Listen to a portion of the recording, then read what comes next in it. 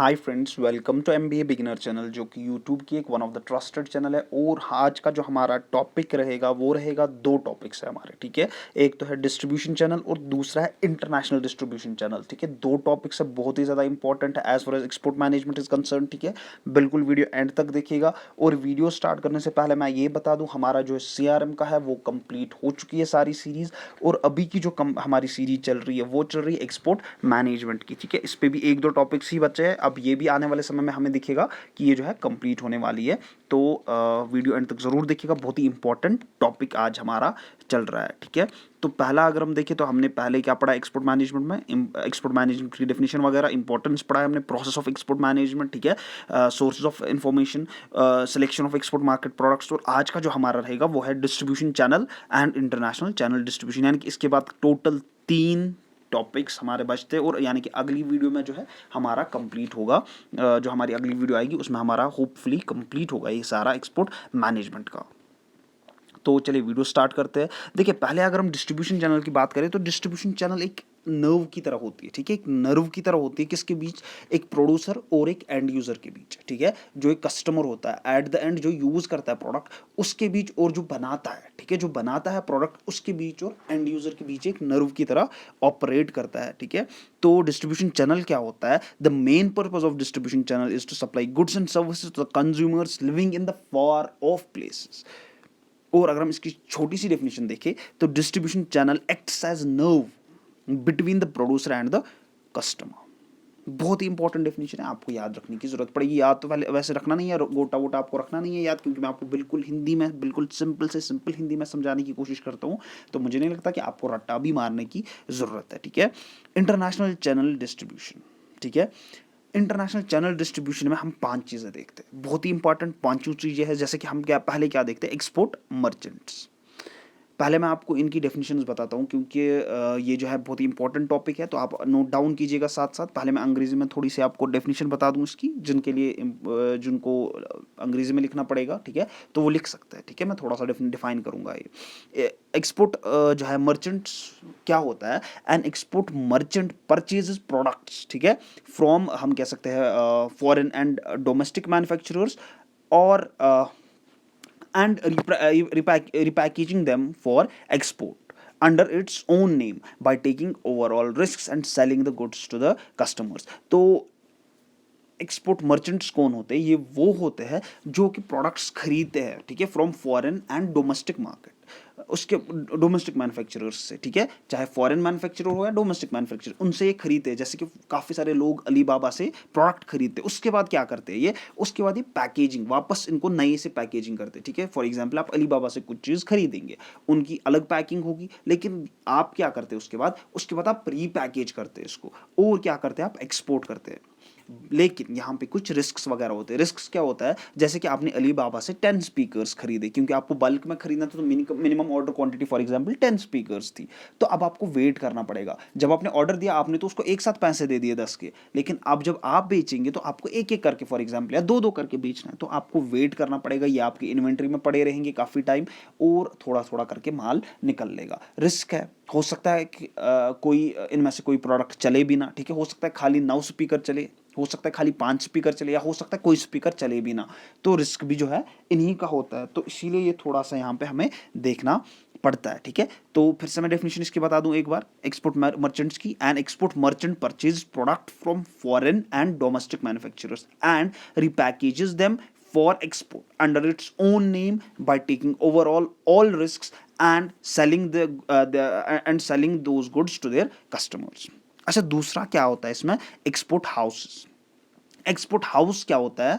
पहले अगर हम देखें एक्सपोर्ट हाउस की, मैं डेफिनेशन आपको बता देता हूं, ठीक है। Export house a company that does not manufacture goods but is instead concern solely, ठीक है, SOLELY, solely with the financing और हैंडलिंग ऑफ देयर एक्सपोर्ट्स।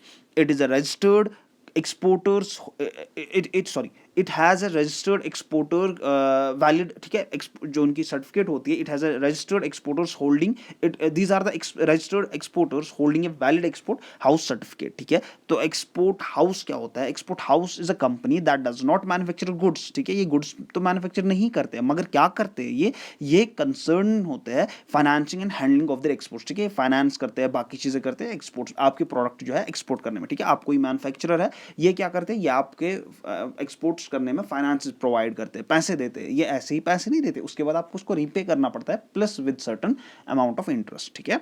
तो एक्सपोर्ट हाउसेस क्या होता है, फिर से मैं एक बार अंग्रेजी में बता दूं, a company that does not manufacture goods but is instead concern solely SOLELY with the financing और हैंडलिंग ऑफ देयर एक्सपोर्ट्स, ठीक है। मगर एक चीज ये भी होता है कि ये रजिस्टर्ड होती है, इनके पास वैलिड जो है वैलिड हाउस सर्टिफिकेट होता है, ठीक है। ऐसे ही नहीं कि कोई भी उठेगा वो कहेगा मैं आपको फाइनेंस करूंगा, नहीं, इनके पास जो है एक्सपोर्ट हाउसेस की सर्टिफिकेट होती है, तभी जाके आप इनसे जो है फाइनेंस ले सकते हैं, वरना अगर आप किसी और ऐरे गहरे नुथु खैरे से लेंगे तो वो इलीगल माना जाएगा और आपका जो माल है वो सारा जब्त भी हो सकता है, ठीक है। तो बिल्कुल यहाँ पे आपको ये सारी चीजें माइंड में रखनी पड़ेंगी। तीसरा जो है वो ट्रेडिंग कंपनीज।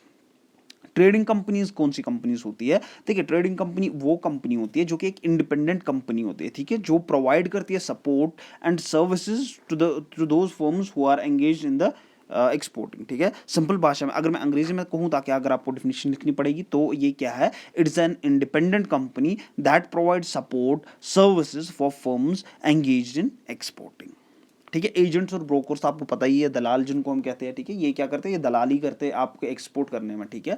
इन थोड़ा सा कमीशन इनको देना पड़ता है, थोड़ा सा पैसे इनको देने पड़ते हैं, तो ये आपका जो है एक्सपोर्ट्स में हेल्प कर देते हैं।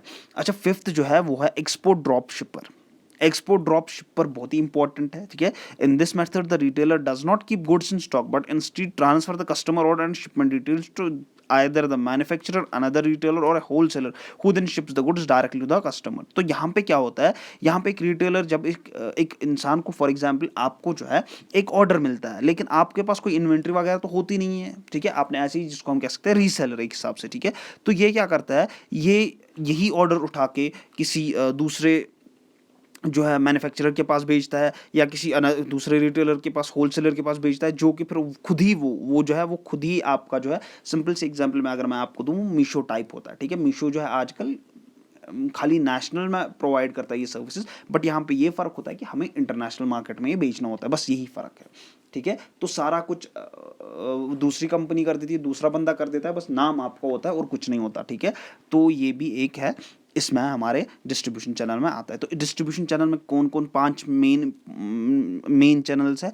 एक तो है एक्सपोर्ट मर्चेंट। एक्सपोर्ट मर्चेंट कौन होते हैं, ये जो है हम कह सकते हैं ये फॉरेन मैन्युफैक्चरर या डोमेस्टिक मैन्युफैक्चरर से प्रोडक्ट्स खरीदते हैं, बिल्कुल अलीबाबा की तरह। उसके बाद क्या करते हैं, ये रीपैकेजिंग करते हैं उसकी अपने नाम पे, और रिस्क इनका जो भी इसमें रिस्क वगैरह होते हैं वो सारा ये अपने आप पे उठा लेते हैं, ठीक है। दूसरा होता है एक्सपोर्ट हाउसेज। इनका कोई लेन देन नहीं होता एक्सपोर्ट्स के साथ। एक्सपोर्ट आप क्या प्रोडक्ट भेज रहे हो, क्या सर्विसेज भेज रहे हो, ये बस आप ये प्रोडक्ट्स और सर्विसेज को फाइनेंस करते हैं एक्सपोर्ट करने के लिए। उसके बदले में आपको कुछ, एक तो वो पैसा रीपे करना पड़ता है प्लस सर्टेन अमाउंट ऑफ हम कह सकते हैं इंटरेस्ट। लेकिन ये जो होती है, इनके पास registered valid export house certificate होती है, तभी ये, अगर फॉर एग्जांपल आप किसी भी अरे गहरे से करेंगे तो आप पे जो है इलीगल केस लगेगा, इलीगल ये माना जाएगा और आपका जो है सारा सामान जब्त भी हो सकता है। तीसरा जो है ट्रेडिंग कंपनीज। ट्रेडिंग कंपनीज कौन सी कंपनीज होती है, ये इंडिपेंडेंट कंपनीज होती है जो कि आपको प्रोवाइड करती है सपोर्ट, ठीक है।